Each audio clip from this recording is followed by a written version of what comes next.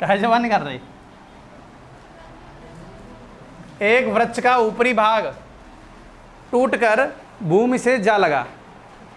एक वृक्ष था, टूट गया, ऊपरी भाग जो ऊपरी हिस्सा था वो टूटकर कहाँ लगा? जमीन में।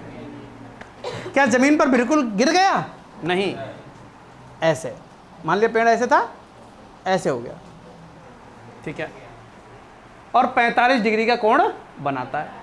यदि वृक्ष की जड़ से उस बिंदु जहां वृक्ष का शिखर भूमि को छूता है की दूरी 6 मीटर है तो वृक्ष की ऊंचाई ज्ञात कीजिए। मान लीजिए कि हमारे पास जो वृक्ष था वो कुछ जमीन पर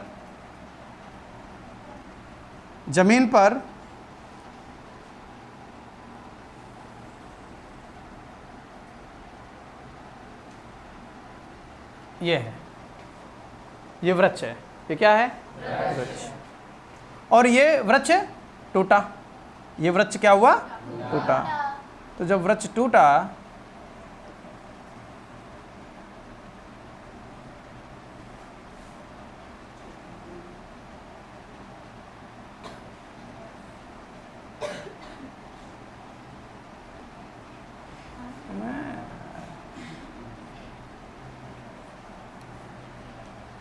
हाँ, तो जब ये वृक्ष टूटा तो क्या पूरा टूटा? यहां से टूटा होगा, यहां से टूटकर ये जमीन पर ऐसे गिर गया। क्या इतनी बात समझ में आ गई? उसने कहा वृक्ष की ऊंचाई ज्ञात कीजिए। माना वृक्ष की ऊंचाई कितनी है? माना वृक्ष की ऊंचाई h मीटर है और उसकी दूरी सिर से वृक्ष की जड़ से दूरी कितनी कह रहा है? 6 मीटर है। समझ गए? माना उस बिंदु की ऊंचाई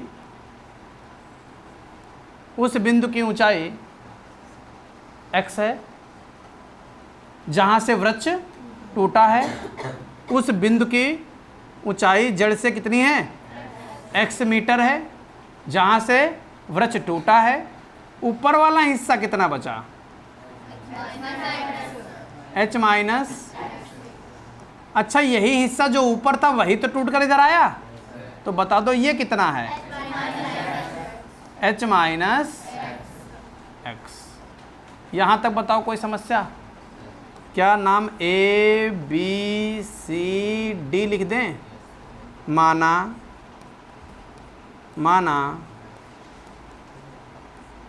वृक्ष की ऊंचाई h मीटर, माना वृक्ष की ऊंचाई तथा उस बिंदु की ऊंचाई जहां से वृक्ष टूटा, उस बिंदु की ऊंचाई कितनी है? x metre. यहां तक बताओ कोई समस्या? कोई समस्या नहीं।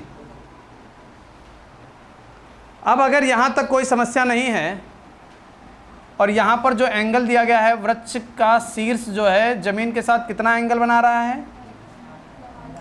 कितना एंगल बना रहा है? 45 डिग्री बना रहा है। यहाँ तक बताओ कोई समस्या? क्या तुम इस त्रिभुज में एक बार लंब और आधार लगाकर x निकाल सकते हो?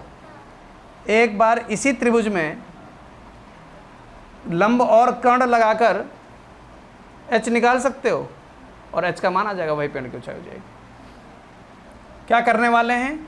इसी त्रिभुज में 2 बार हमको निकालना क्या है? h। तो पहले टारगेट किसको करेंगे? x को। x निकालने के लिए एक ये वैल्यू ले लो, एक ये वैल्यू ले लो।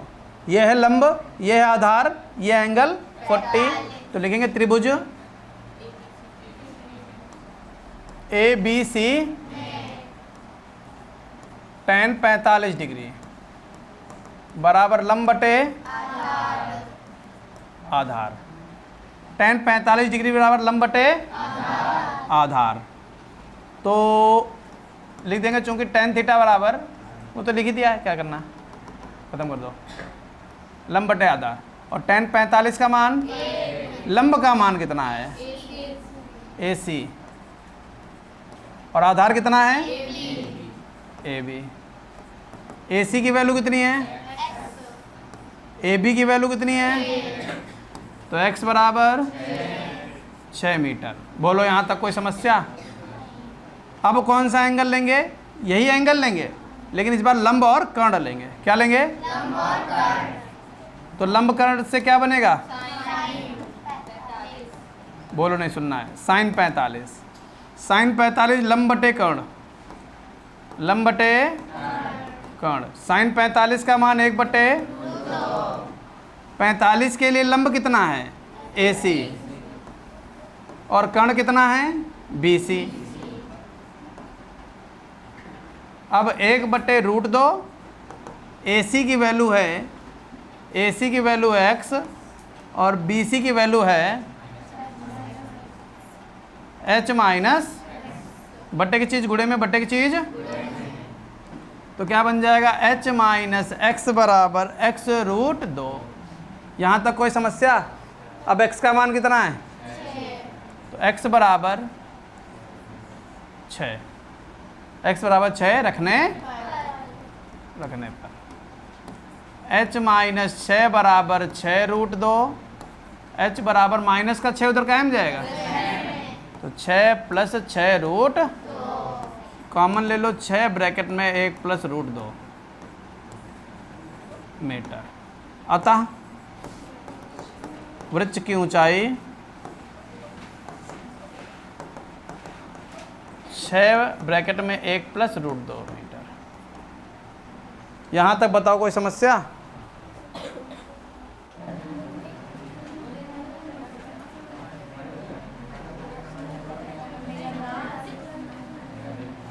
पढ़ाउन लगे, पढ़ाउन लगे।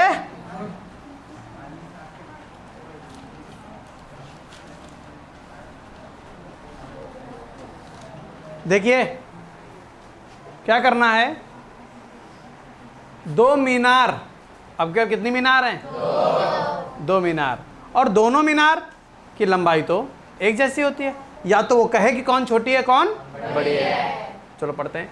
2 मीनार के बीच की क्षैतिज दूरी 140 मीटर है। दूसरी मीनार के शीर्ष से देखने पर प्रथम मीनार का उन्नयन कोण 30 डिग्री। यदि दूसरी मीनार की ऊंचाई 60 मीटर तो प्रथम मीनार की ऊंचाई शुद्ध दशमलव के 1 अंक तक ज्ञात कीजिए। यानी मीनार छोटी और बड़ी हैं। मीनार कैसी हैं, ठीक है। तो मीनार छोटी बड़ी हैं, तो हम लोग चित्र में छोटी बड़ी मीनार बना लेंगे। सबसे पहले धरती हमारी माँ है,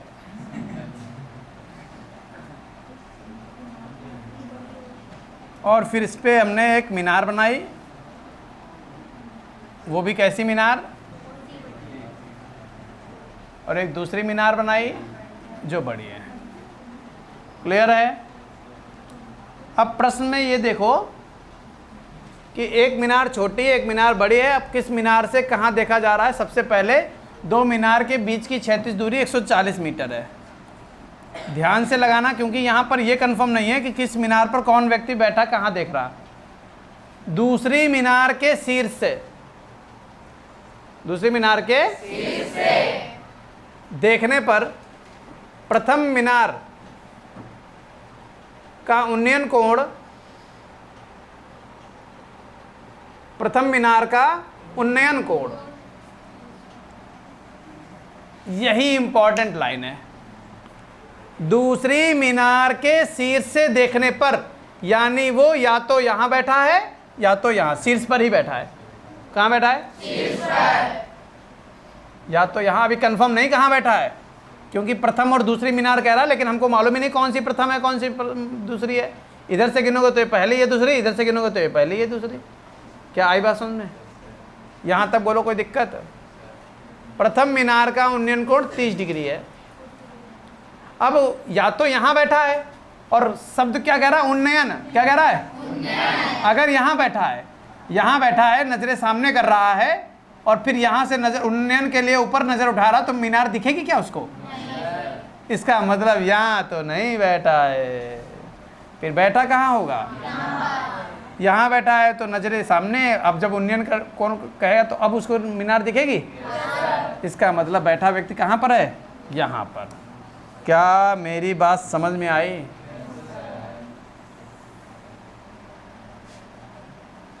यहाँ बैठा दिया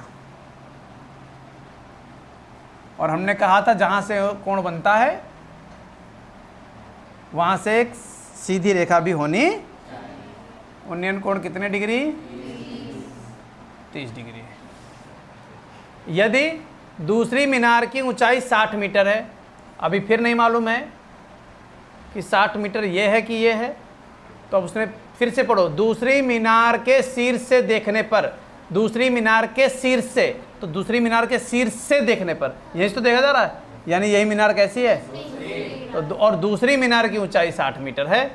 कितनी है? 60 मीटर। तो ये हुआ ना 60 मीटर। बोलो, कोई समस्या? प्रथम मीनार की ऊंचाई बताओ, माना पहली मीनार की ऊंचाई, अच्छा ये 140, तो ये भी 140, ये 60, तो ये भी 60, तो ये बन गया h-60।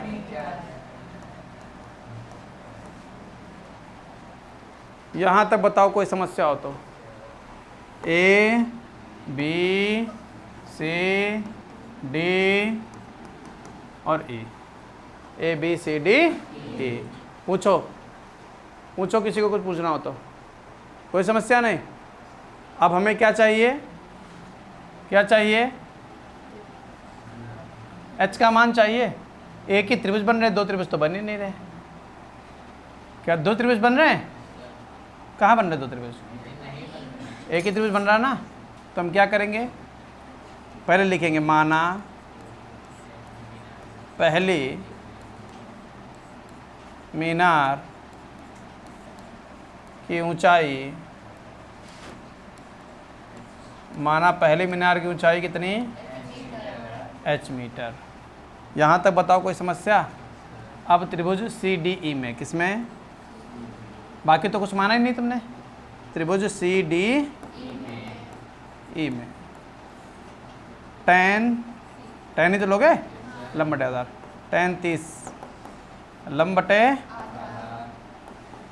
tan 30 का मान 1/√3, लंब कितना है? CD, आधार कितना है? CE, 1/√3, CD की वैल्यू h-60, CD की वैल्यू 100, बटे चीज गुणे में, बटे चीज गुणे में।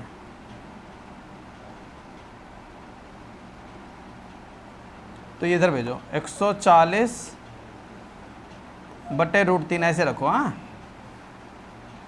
बराबर h-60। यहाँ तक बताओ कोई समस्या? ये बट्टे का इधर ले आए और ये बट्टे में √3, h-60। अब क्या करेंगे? h का मान निकालना, तो 60 इधर भेज दो, तो h बराबर क्या आ जाएगा? 140/√3 + 60। लेकिन हमसे उसने कहा कि दशमलव में आंसर देना है, तो h बराबर 140/√3 गुणे √3/√3, √3 से गुणा भाग, प्लस 60 अलग रखो।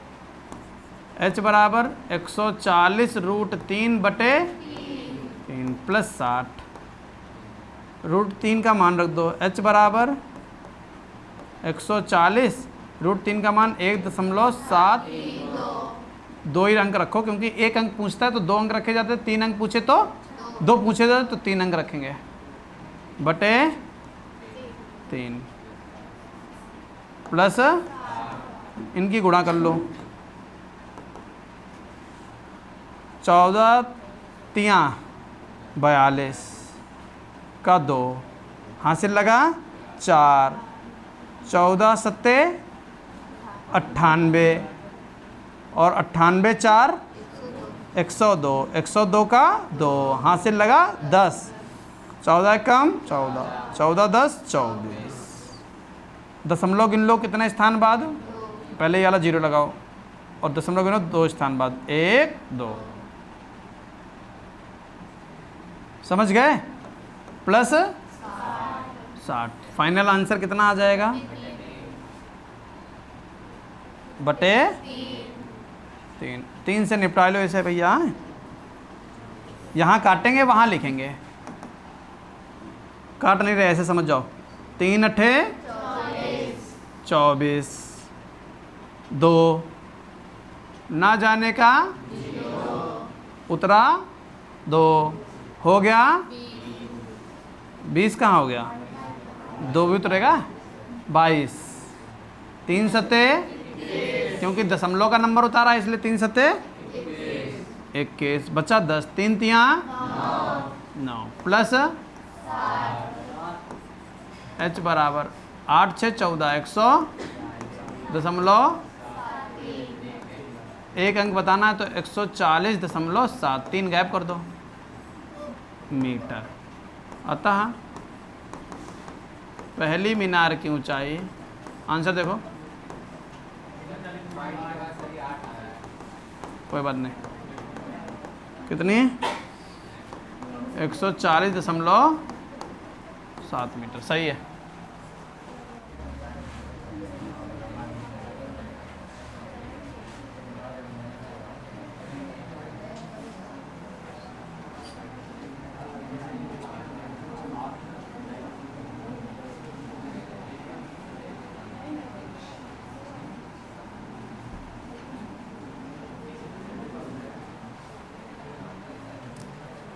एक नदी,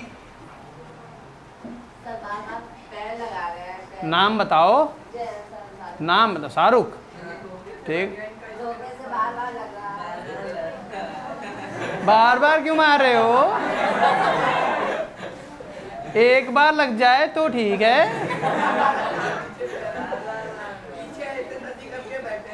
अच्छा, इनने तुम्हारी शिकायत बताई है? हाँ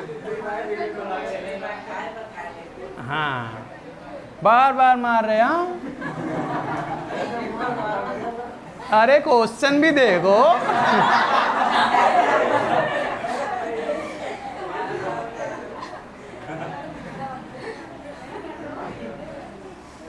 हीरो होंडा तेरे पेट्रोल कम है क्या रे? तू लहरा मार के क्यों बोलता है? हाँ?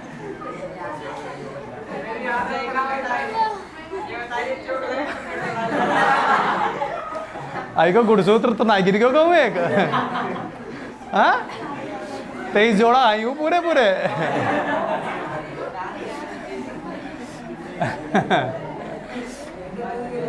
हाँ? XY की जगह XX तो नहीं आएंगे।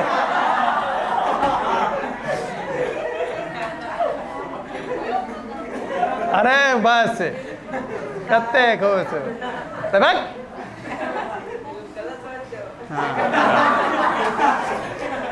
नहीं भी तुम कहा हंस रहे, तुम सही समझ रहे हैं। उनकी पाइप है तो ही और कहो ऐसो ना वो तुम्हारो नाम लाई दे,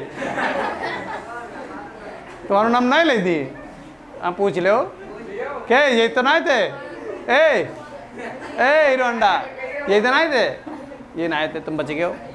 चलो बस इधर देखो, एक नदी के पुल के एक बिंदु से, एक नदी के पुल से, पुल के एक बिंदु से नदी के सम्मुख किनारों, आमने सामने के किनारों के अवनमन कोण क्रमशः 30 डिग्री और 45 डिग्री हैं।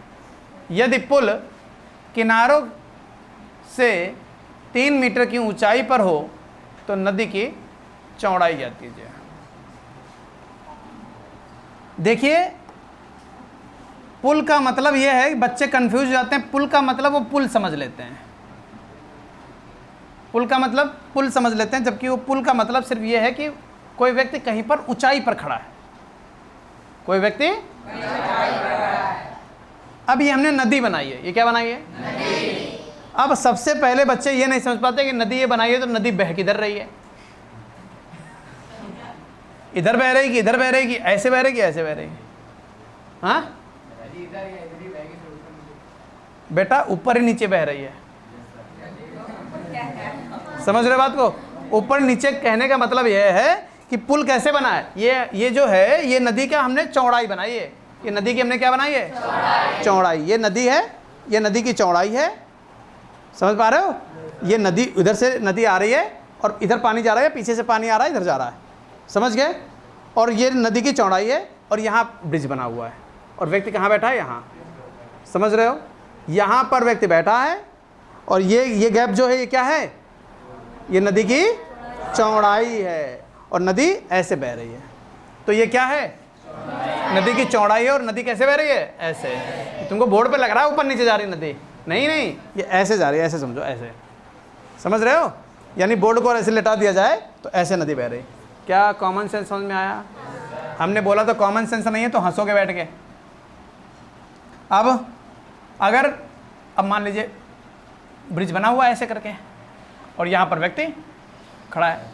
अब ये बताओ, नदी के किनारे खड़ा है तो क्या कर रहा होगा? देख रहा होगा, तक रहा होगा, इंगे होंगे। क्या तक रहा? किनारों को तक रहा, और किनारों को देख रहा है। नदी के ये छोर हैं, ये किनारे हैं, है ना, और आमने सामने के किनारे हैं। यहाँ से एक बार इसको देखता है, एक बार इसको देखता है, तो कुछ एंगल बन रहे हैं, कुछ सबसे पहले ये मान लो कि भैया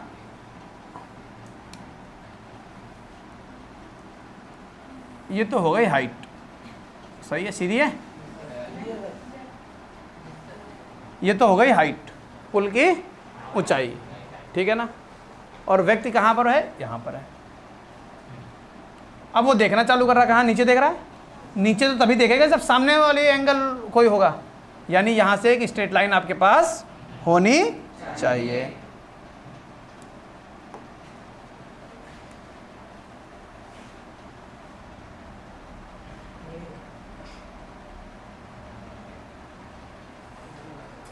ठीक, समझने के लिए ठीक है। ये किस लिए रेखा खींची? एंगल कैसे बनाओगे? एंगल बनाओगे ना। अब वो कहाँ देख रहा है? यहाँ पर, ऊपर कि नीचे? अवनमन कोण बन रहा है। कैसे बन रहा है? अवनमन कोण बन रहा है इस प्रकार से।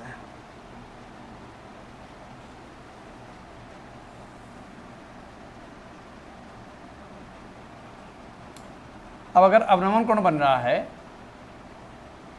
तो एक किनारे का अवनमन कोण कितने डिग्री है? 20। दूसरे किनारे का अवनमन कोण कितना है? अवनमन कोण ऐसे बनते हैं, ऊपर ऐसे, ऐसे, स्ट्रेट ऐसे, स्ट्रेट ऐसे। एकांतर कोण समान होते हैं, वो 30 तो ये भी 30। एकांतर कोण वो 45 तो ये भी 45। बोलो, यहाँ तक कोई समस्या? माना नदी की चौड़ाई x, ठीक है। एक किनारे से पुल की क्षैतिज दूरी y, तो इधर बचा कितना? x minus y. नहीं समझ पा रहे? कुछ दिया होगा और भी। किसकी ऊंचाई? किनारों से ऊंचाई कितनी है? अर्थात ये 3 मीटर है। नहीं समझे? हाँ, कितने त्रिभुज दिख रहे हैं? 2। पहले त्रिभुज से y का मान, ऐसा त्रिभुज उठाएंगे y का मान, फिर दूसरे से x का मान। y का पहले क्यों निकाल रहे हैं जबकि हमको x का मान चाहिए? नदी की चौड़ाई पूछ रहा है, नदी की चौड़ाई पूछ रहा है। चल हीरो होंडा, यही आखिरी वाली लाइन बोल दो जो हमने बोला है। आखिरी वाली लाइन जो हमने बोली है यही तुम बोल दो जो हमने बोली थी। एक बार फिर से बोल दें। और जब बोली थी तब तुम कहाँ थे? तब तुम कहाँ थे? हम बता दें कहाँ थे? तुम टाइम देख रहे थे। एक बार फिर से बोल दो। नौकर है तुम्हारे? अभी तुम कहना एक बार नाच दो तो हम नाचने लगेंगे यहाँ। नदी की चौड़ाई चाहिए। नदी की चौड़ाई कितनी है? तो x का मान निकालना है ना, लेकिन x का मान निकालने से पहले y का मान निकाल लिया जाता है। h का मान निकालने से पहले x निकाल लिया जाता है, तभी तो h मिलेगा। x का मान निकालने से पहले तो y तो इस त्रिभुज में है, तो यही तो त्रिभुज लेंगे, y का मान निकाल लेंगे, फिर दोबारा में ये वाला त्रिभुज लेंगे और फिर x और y दोनों आ जाएंगे, x का मान रख देंगे, y का मान पट्ट से बाहर। पहले लिखो माना, इसका नाम लिख लो A B C D E और ये ले लो P, कुछ भी ले लो, उसमें क्या है, उसमें नाम से मतलब। माना नदी की चौड़ाई, माना नदी की चौड़ाई कितनी? x मीटर, तथा माना नदी की चौड़ाई कितनी? x metre. यहाँ तक बताओ, कोई समस्या? तथा एक छोर से या एक किनारे से, तथा एक किनारे से पुल की क्षैतिज दूरी, कौन सी दूरी? ये इसलिए लिख दिया जाता है किनारे से पुल की दूरी ये ना लगे, ये नहीं, क्षैतिज ये वाली बता रहे हैं। वो कितनी मान ली? y metre. त्रिभुज APC में, त्रिभुज APC में कितना एंगल लोगे? 35 लंब बटे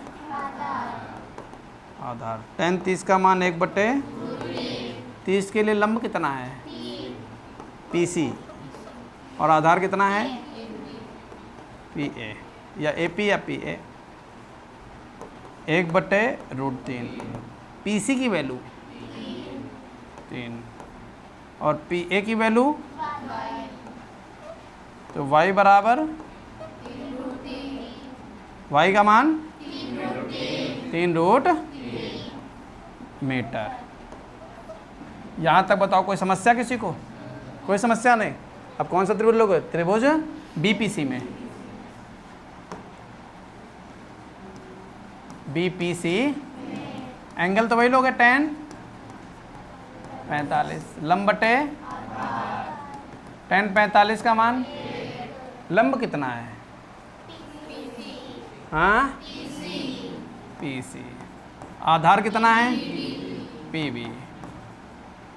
PC की वैल्यू 3, PB की वैल्यू x माइनस वाई बराबर 3। समीकरण फर्स्ट से y का मान 3√3, x माइनस 3√3 बराबर 3, x बराबर 3 प्लस 3√3, x बराबर 3 का मान 1 प्लस मीटर। बताओ, समझ में आ गया? नोट कर लीजिए। हमने क्या बताया? जो लोग 3 बजे वाले बैच से आए हैं उनको धैर्य रखना है, उनके भी काम का चैप्टर है, ऐसा नहीं है कि समझ में नहीं आएगा। अभी बहुत ज़्यादा क्वेश्चन नहीं हुए हैं, 50-60 क्वेश्चन हैं लगभग, 40 तक, और उसमें से 15 एग्जाम्पल ही बताएं, एक्सरसाइज पूरी पड़ी हुई है। और जो कॉन्सेप्ट लग रहा है वो आपको आता है। कॉन्सेप्ट लग रहा है त्रिकोणमिति का। कौन सा कॉन्सेप्ट लग रहा है? त्रिकोणमिति का। इसलिए कोई दिक्कत वाली बात नहीं है, समझने की कोशिश करेंगे। क्या लिखा हुआ है? धरती पर एक मीनार ऊर्ध्वाधर खड़ी है, ठीक है। धरती के एक बिंदु से जो मीनार के पाद बिंदु से 15 मीटर दूर है। मीनार के शिखर का उन्नयन कोण 60 डिग्री है। मीनार की ऊंचाई ज्ञात कीजिए। बहुत ही सरल क्वेश्चन यहाँ पर आ गया है, बहुत ही सरल। तो आपको करना क्या है? सीधे सीधे सबसे पहले धरती बना लीजिए, और धरती पर एक मीनार ऊर्ध्वाधर खड़ी है, इस पर ये मीनार खड़ी कर दीजिए।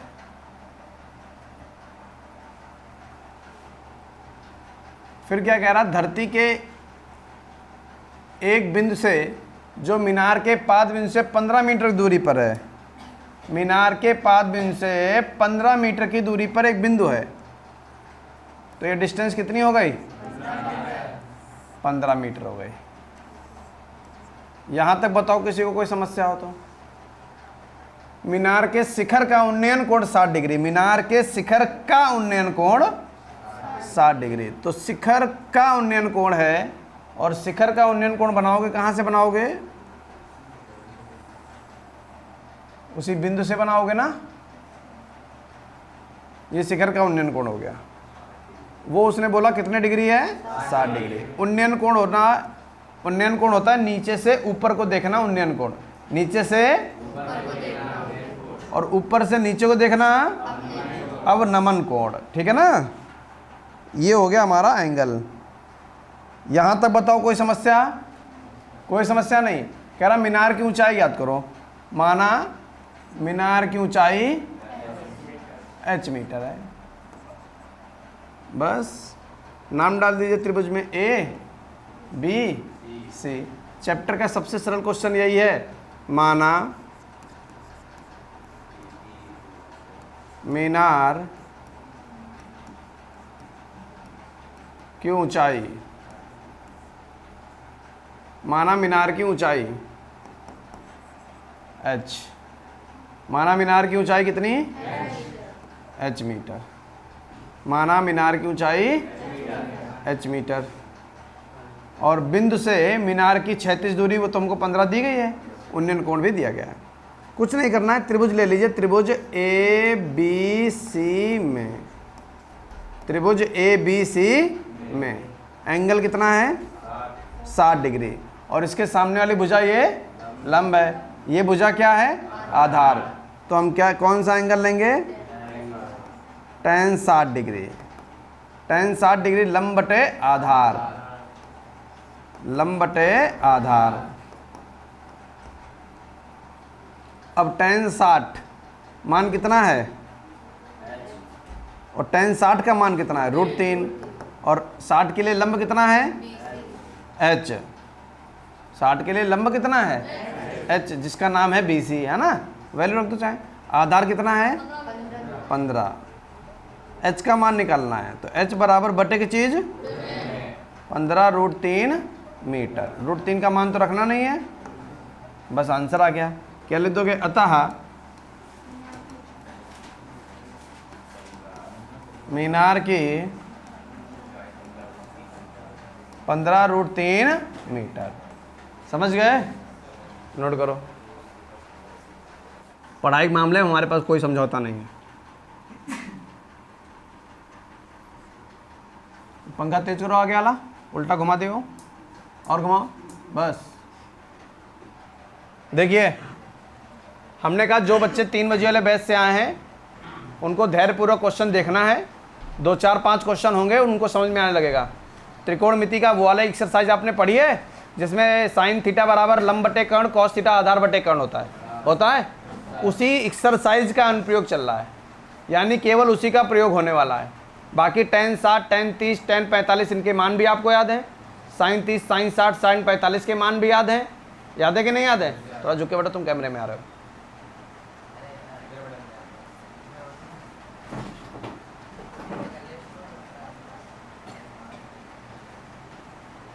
तो झुक के बैठना, ठीक है।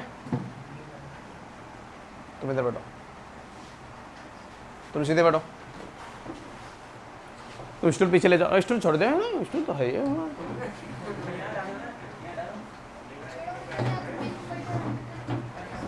इनकी जगह बैठो, इनकी जगह पे बेटा, इनको जो स्टूल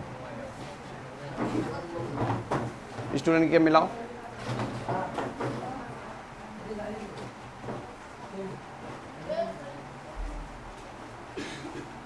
चलिए क्वेश्चन पढ़ते हैं, करने की कोशिश करते हैं। 1-2 क्वेश्चन में दिक्कत रहेगी, बाकी दिक्कत नहीं होगी। 2, 4, 5 क्वेश्चन होंगे, वैसे वैसे आपको समझ में आने लगेगा। कोई नई चीज़ नहीं पढ़ा रहे हैं, त्रिकोणमिति ही चल रही है। क्या लिखा हुआ है? एक बहुमंजिल भवन। बहुमंजिल का मतलब है बहुत मंजिला भवन है, और भवन बहुत ऊंचा है। क्या इतनी बात समझ में आ गई? बहुमंजिल का मतलब समझ में आ गया? बहुत सारे छोटे छोटे मकान हैं और एक के ऊपर एक मकान बने हुए हैं, इसलिए उसका नाम है बहुमंजिल। जैसे नहीं 2 मंजिल, 3 मंजिल, 4 मंजिल, वैसे कितने मंजिल? बहुमंजिल। भवन के शिखर से देखने पर एक 10 मीटर ऊंचे भवन के शिखर और तल के अवनमन कोण क्रमशः 30 डिग्री और 45 डिग्री है। बहुमंजिल भवन की ऊंचाई और 2 भवनों के बीच की दूरी ज्ञात कीजिए। देखिए, सबसे पहले वो क्या कहना चाह रहा है? वो ये कहना चाह रहा है कि भैया ये आपके पास एक ज़मीन है, भवन कहाँ बने होंगे? ज़मीन पर। तो ये हमने ज़मीन बना दी, थोड़ी छोटी कर लेते हैं ना, ये हमने बना दिया भैया ज़मीन है। और इस ज़मीन पर एक तरफ भवन खड़ा है, एक तरफ क्या? एक तरफ भवन है, ठीक है। और एक तरफ अगर भवन है, बताइयो बस, एक तरफ अगर भवन है तो दूसरी तरफ क्या हो जाएगा? बहुमंजिला भवन। तो भवन ऊंचा कि बहुमंजिला भवन ऊंचा? बस यही कॉमन सेंस लगाना है एक्सरसाइज में, और कुछ नहीं करना है। तो हमने क्या किया, ये बहुमंजिला भवन बना लिया और इसको बना लिया भवन। इसको क्या बना लिया? भवन। इसको बना लिया ये भवन। बताओ, यहाँ तक चित्र समझ में आया? कॉमन सेंस चलता है और कुछ नहीं करना होता है। ये हमने ज़मीन बना ली। ज़मीन क्यों बनाई? क्योंकि भवन कहाँ होती है? ज़मीन पर। भवन कितने प्रकार की बना लिए? 2 प्रकार के भवन बना लिए। कौन कौन से? एक बहुमंजिला ऊंचा बना लिया और एक सीधा भवन बना लिया। यहाँ तक किसी को भी दिक्कत हो तो पूछ लो, कोई दिक्कत नहीं है। अब क्या करना है? अब करना ये है, कह रहा है ऊंचे भवन के शिखर और तल के अवनमन कोण क्रमशः। अवनमन कोण, अवनमन कोण। अब ये बताओ, यहाँ पर बैठकर यहाँ वाले भवन को देखोगे तब अवनमन कोण बनेगा कि यहाँ से देखोगे यहाँ तब अवनमन बनेगा? ठीक है। एक बहुमंजिला भवन के शिखर से, यहाँ पर साफ साफ लिखा शिखर, किसके शिखर से? बहुमंजिल भवन के शिखर से। तो बहुमंजिल भवन के शिखर, बहुमंजिल भवन का शिखर यही तो है। इस शिखर से देखने पर 10 मीटर ऊंचे भवन। कितने मीटर? 10 मीटर। इस भवन की ऊंचाई दे दी। क्वेश्चन को बार बार पढ़ना होता है। क्वेश्चन को बार बार पढ़ोगे तब चित्र बनेगा। तो यहां पर कोई आदमी बैठा है और 10 मीटर ऊंचे भवन को देख रहा है। और कैसे देख रहा है? शिखर, पहले शिखर को देख रहा है, 10 मीटर ऊंचे भवन के शिखर, शिखर को देख रहा है, और तल, और फिर किसको देख रहा है? यहाँ बैठा है, यहाँ से एक बार यहाँ देख रहा और एक बार यहाँ देख रहा। तो देख तो नीचे ही रहा, तो इसलिए अवनमन। इसलिए अवनमन मतलब नीचे देखना, उन्नयन मतलब अवनमन मतलब नीचे देखना, उन्नयन मतलब अवनमन कोण क्रमशः 30 डिग्री और 45 डिग्री है। अवनमन कोण कितने कितने? 30 डिग्री और 45 डिग्री। तो अब आपको क्या करना है? एंगल बना लेने हैं। पहले देखना है, फिर एंगल एडजस्ट करेंगे। यहाँ पर बैठा व्यक्ति पहले कहाँ देख रहा है? भवन के, और फिर किसको देख रहा है? फिर किसको देख रहा है?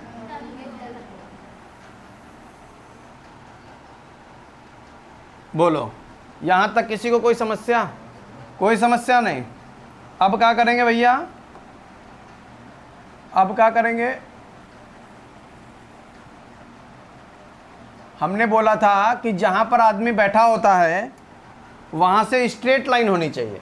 वहाँ से कैसी लाइन होनी चाहिए? और उस स्ट्रेट लाइन के बाद जब कोई आदमी सामने देखेगा, सामने देखने के बाद जो नीचे देखना चालू करेगा उसी को बोलते हैं अवनमन। उसी क्या देखते बोलते हैं? और सामने देखने के बाद जब ऊपर देखना चालू करेगा तो उसी को क्या बोलेंगे? उन्नयन। कहाँ से? सामने से। कहाँ से? सामने से। तो सामने एक रेखा बना तो ली हमने। क्या इतनी बात समझ में आ गई? अब एक एंगल यहाँ बनेगा, बनेगा कितने डिग्री? छोटा वाला 30 डिग्री, और एक एंगल ये वाला बनेगा बड़ा, कितने डिग्री? यहाँ तक बताओ कोई समस्या? अब क्या करना है, एक रेखा और खींच लेनी है ये वाली, ताकि हम यहाँ पर भी एंगल बना सकें। ठीक है, यहाँ पर एंगल बना सकें। चलो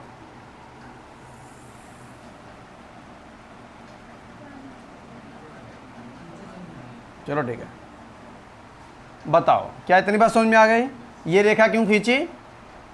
क्योंकि हमने बोला स्ट्रेट लाइन होनी चाहिए। अब एकांतर कोण अगर ये 30 डिग्री है, अगर ये 30 डिग्री इस रेखा पर है और रेखा आ रही है यहाँ पर, तो यहाँ पर भी कितना बन रहा है? क्योंकि 9th क्लास में सीखा था एकांतर कोण समान होते हैं। अगर ये 45 डिग्री है और इस रेखा से उतरते उतरते उतरते उतरते उतरते उतरते कहाँ उतरोगे? तो ये भी एंगल कितना है? नाम डाल दीजिए बस, A B C D E F, सारे नाम पड़ गए। अब क्या करोगे? अब क्या करोगे? अब यहाँ पर क्या कह रहा है? बहुमंजिल भवन की ऊंचाई, माना बहुमंजिल भवन की ऊंचाई कितनी, तथा उनके बीच की दूरी x ज्ञात करो। माना ये x है, माना ये h है, ये x है। थोड़ी सेटिंग और कर लेते हैं, जो आता है वो कर लो। ये बताओ क्या ये 10 है? तो इसके सामने अगर चलते जाओगे तो इतना भी हिस्सा 10 मीटर होगा? नहीं होगा? होगा कि नहीं होगा? पूरा कितना है? इतना कितना है? ऊपर वाला हिस्सा कितना बचा? हाँ, कुछ बच्चे 10 -h लिख देते हैं, जो पढ़ते लिखते नहीं घर में, कहते हैं अरे वो सब आता है, हम ऐसे लगा देंगे। वो क्या लिख देंगे? 10 -h। बड़े में से किसको हटा दोगे? छोटे। बड़ा कौन है? छोटा कौन है? तो h -10, 10 -h नहीं। समझ गए? इतनी कहानी बना ली। अगर ये x है तो लल्ला इसी के सामने ये भी तो लाइन है, उसी के बराबर होगी, तो ये भी क्या हो जाएगी? पूरा चित्र कंप्लीट हो चुका है। और ऊंचाई दूरी में 70% खेल, 70% खेल चित्र का और 30% खेल क्वेश्चन के हल का। हल में कुछ नहीं करना है, पूरी त्रिकोणमिति लगा देना है। इसमें कोई समस्या बच्चों को, अगर किसी को समस्या है तो कहाँ होती है? 10-12 क्वेश्चन देख लोगे, चित्र में भी समस्या खत्म हो जाएगी। बस घर जाकर आपको लगाना है, घर में जाकर लगाओगे नहीं तो ये समस्या बरकरार रहेगी। चलिए अब जो मानते हैं उसको लिख लेते हैं। माना बहुमंजिल, माना बहुमंजिल भवन की ऊंचाई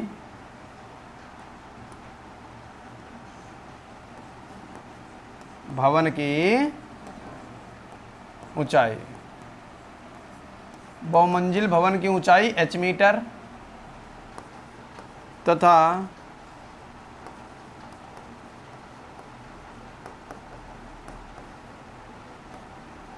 बहुमंजिल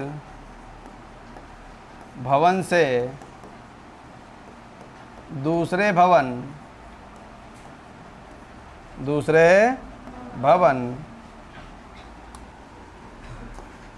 की दूरी कितनी है? कि दूरी है x मीटर। यहाँ से यहाँ तक की दूरी कितनी है? क्या इतनी बात समझ में आ गई? ये एक लाइन लिख लेते हैं जो हमने माना होता है। अब छोटा सा जो 30% का खेल है वही खेलना है। अब हम क्या करते हैं, एक ऐसा त्रिभुज पकड़ लो जिसमें आपको डबल वैल्यू ना मालूम होकर सिंगल वैल्यू मालूम हो। अगर ये बड़ा वाला त्रिभुज पकड़ोगे तो इस बड़े वाले त्रिभुज में ये वैल्यू कितनी है? x, ये वैल्यू कितनी है? h। ये पूरी वैल्यू देखनी है, ये कितनी है? पूरा 90 डिग्री का कोण चाहिए तो त्रिकोणमिति 90 डिग्री के त्रिभुज में पढ़कर आए हो। ये त्रिभुज पिक करेंगे, ये नीचे आधार मालूम है x, और ये भुजा इस एंगल के सामने कौन सी भुजा? लंब। जिस कोण की बात होती है उसके सामने तो ये क्या है? लंब। लंब कितना है? लंब कितना है? h। तो h मालूम, x मालूम, दोनों चीजें ज्ञात करनी है। चाहे पहले x निकाल लो चाहे पहले, चलो पहले त्रिभुज पिक करो। क्या लिखोगे? त्रिभुज ए बी डी में, त्रिभुज ए बी डी में, और क्योंकि लंब और आधार बोल रहे हो, लंब और आधार बोल रहे हो, इसलिए tan, इसलिए tan 45 बराबर लंब बटे आधार। tan 45 का मान, लंब का मान कितना, आधार का मान कितना। यहाँ तक बताओ कोई समस्या हो तो? कोई समस्या नहीं। ये x कहाँ आ जाएगा? तो x बराबर, बस कह रहा जितना x है उतना ही समीकरण नंबर। अब क्या करोगे? अब दूसरा समकोण त्रिभुज पिक कर लोगे। दूसरा समकोण त्रिभुज कहाँ है? ये दिखा? नहीं दिखा? दिख गया? कौन सा त्रिभुज? त्रिभुज सी डी एफ में, त्रिभुज सी डी एफ में। जब त्रिभुज सी डी एफ लोगे, त्रिभुज सी डी एफ लोगे तो एंगल कितने डिग्री? और कौन सा 30 लोगे? इसके सामने वाली भुजा मालूम है? तो ये तो लंब हो गई, और नीचे वाली भुजा लंब और आधार, फिर से tan, फिर से tan ही लिया जाता है। 90% प्रश्नों में tan ही लगेगा। tan 30 डिग्री, tan 30 डिग्री का फॉर्मूला वही लंब बटे आधार। बस इसी त्रिभुज में रहना। tan 30 का मान याद है? Very good. लंब कितना है? इसके लिए लंब कितना है? h-10। आधार कितना है? x। x को इधर बुला लो, x बराबर √3 इधर भेज दो, h√3 - 10 √3। बोलो कोई समस्या? समीकरण फर्स्ट से, समीकरण फर्स्ट से क्या करोगे? समीकरण फर्स्ट से आपको करना यह है कि x बराबर h रख देना है। क्या? x की जगह पर क्या रख दिया? h√- 10 अब हमको h का मान निकालना है, ये संख्या प्लस की होनी चाहिए, तो इसको इधर बुला लो h को। तो क्या बन जाएगा? 10√3। ये वैल्यू का है कि माइनस की? इसको इधर बुला लो और h को उधर बुला लो, तो क्या बन जाएगा? h√3 - h। बोलो यहाँ तक कोई समस्या? 10√3 बराबर, यहाँ से क्या कर लोगे? h√3 - 1 गुणे की चीज 10√3 बटे √3 - 1। ये किसका मान आ गया? h का। यहाँ तक बताओ कोई समस्या? अब क्या करोगे?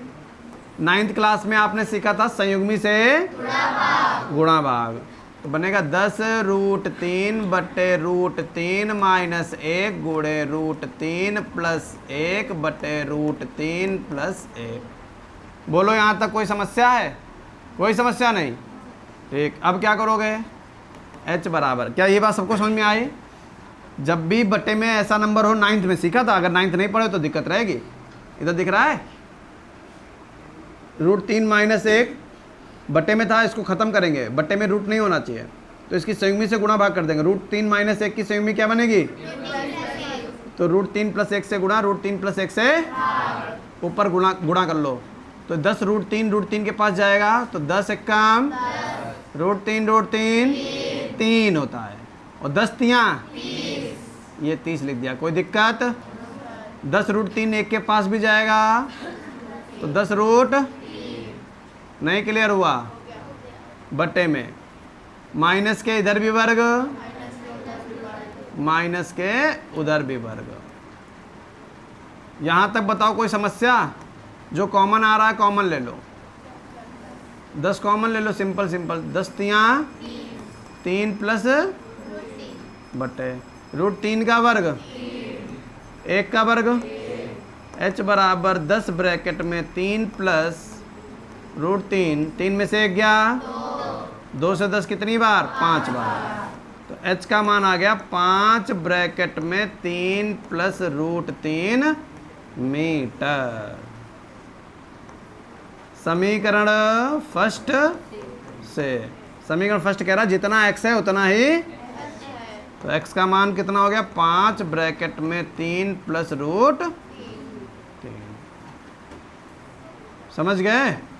अतः वाली लाइन लिख लोगे। अतः बहुमंजिल की ऊंचाई, बहुमंजिल की ऊंचाई 5 ब्रैकेट में 3 रूट 3 मीटर, और बीच की दूरी कितनी है 5 ब्रैकेट में 3 प्लस रूट 3 मीटर, क्योंकि बीच की दूरी जो थी वो x थी और जो ऊंचाई थी वो h थी। समझ गए?